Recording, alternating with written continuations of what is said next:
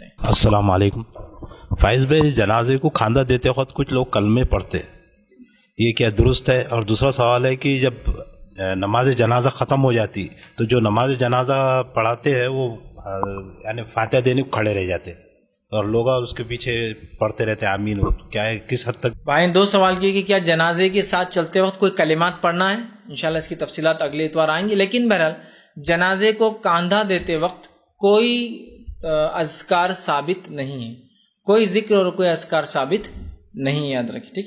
جنازے کو کاندھا دیتے وقت کوئی ذکر اور اذکار سے لا الہ الا اللہ پڑھتے, کچھ لوگ تو آگے بتیاں لے کے چلتے اور زور زور سے پڑھتے رہتے, کوئی چیز ثابت نہیں. تفصیلات انشاءاللہ اگلی بار آئیں گی. اور رہا معاملہ یہ کہ جنازے کی نماز کے پھر سے دعا کرنا, تو بہرحال یہ تو ایک عجیب بات ہے, لا علمی کا نتیجہ ہے. جنازے کی نماز خود دعا ہے, اب وہ افضل دعا کیا, پھر ایک اپنی ایجاد کردہ دعا. جنازے کی نماز دعا ہے, اس کے بعد پھر اپنی ایجاد کردہ دعا جو کہ سنت ثابت بھی نہیں بعد میں کر, پھر کھڑے ہو جاتے ہیں, پھر خبر پہ کھڑے ہو جاتے ہیں, پھر 40 ختم پہ کھڑے ہو جاتے ہیں, پھر گھر پر آ کر کھڑے ہو جاتے ہیں, پھر 30 دن شروع ہے, پھر 10ویں دن دعا ہو رہی ہے, پھر 20ویں دن ہو رہی ہے, پھر 40ویں دن ہو رہی ہے, پھر سال کو سال ہو رہی ہے. کیا ہے, کچھ بھی ثابت نہیں. تو لہٰذا جنازے کی نماز خود دعائے مغفرت ہے اس میت کے لیے.